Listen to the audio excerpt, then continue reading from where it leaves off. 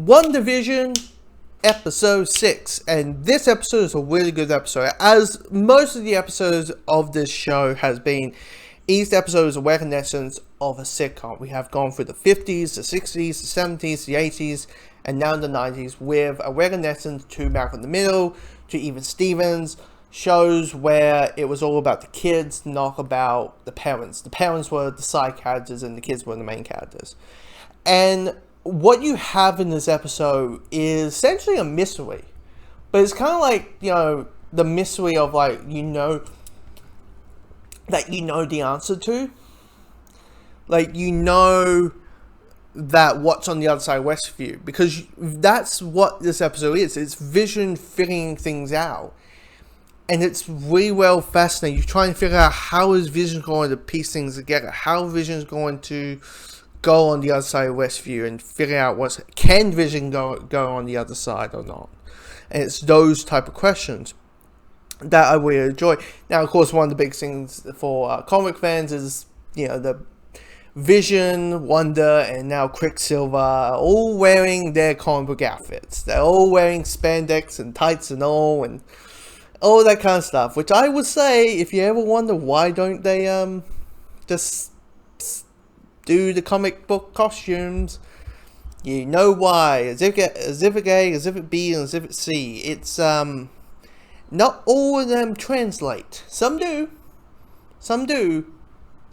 But again, Marvel has a good track record of translating comic book costumes to the big screen. I mean, look at Mysterio from Far From Home. That costume, you look in the comics of, you think, how the hell they can translate that suit? And they made it work. So yeah, this episode really well put together. Now, spoilers, speculation time. Me talking about theories. There's a lot of theories that I have, and it might be all mushed together. So if you haven't seen the episode, see you next week.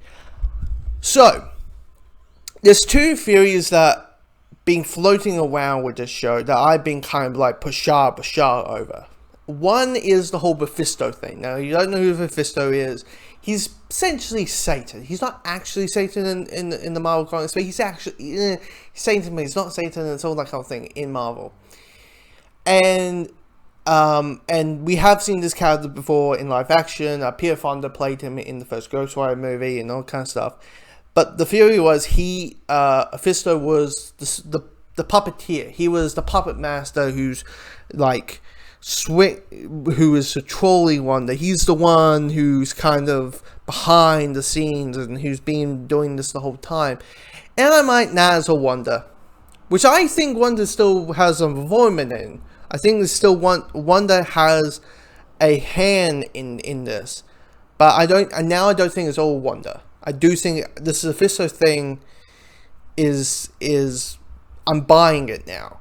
And I think it's Quicksilver. Because if you really think about it, the way he's talking to Wanda out through this episode, it does feel very the devil talking to you without you knowing it's the devil.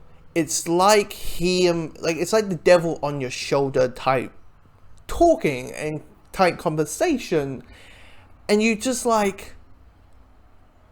do think Quicksilver is, and I think, and the reason he is, and it's a way to introduce the multiverse without doing, actually, it's the X-Men Quicksilver. It's the whole thing of, I'll just stylize your butt. Oh shit, I'm the wrong one from this other multiverse, from this other universe. Shit, fuck. Okay, I'll just go along with it.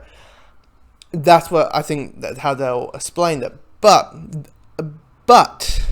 as I said before, I still think Wanda's behind this, because I think it's going to be the classic thing of Mephisto saying, look, I gave you the tools, you made it happen.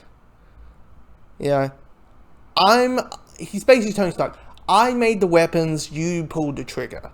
And that's how he's going to spin it. So in a way, it's kind of like, you can have your cake and eat it too, where it's like, it's all Wanda, but at the same time, it's not. But at the same time, it's not. You know what I mean? The second one is the mutant thing. I was like, oh, okay, we all understand. Ever since the Fox thing, we all want, Hulk versus Wolverine. We all want that. We get it. We want to see the X-Men in the MCU. We get it. But then this episode comes along, and two things happen.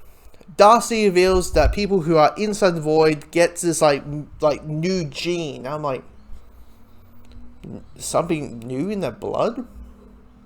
Could it be the mutant gene? Like, when they get out, do they get powers?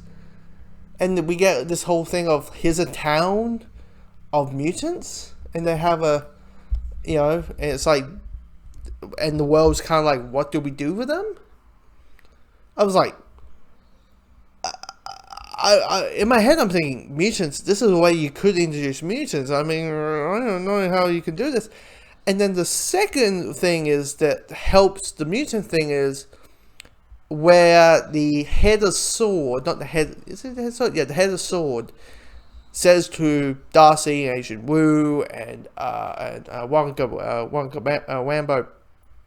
that you had no idea what it was 5 years, and it's the whole thing of, oh, you guys trusted the Avengers. You were like, we trusted them. That everything, with them showing up, everything was going to be okay. We trusted them, and everything went to it. Basically, it's basically turning into the Marvel Comics, where heroes are not 100% liked, and all that kind of stuff. And I'm like,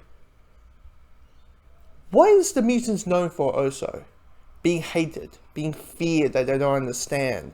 And I'm like, everything's kind of laying out to. Except Wanda's, it feels like at some point Wanda's going to say, except saying, no more mutants, it's more mutants. Like, it feels that. It feels like she's going to say that. I know, I'm digging swords, but it feels like the two theories that people are like, yeah, and I'm like, Pashar over, feels like they're slowly coming around to the corner. I don't know. Comment below, what do you think? Do you think we're at this point going to hear the words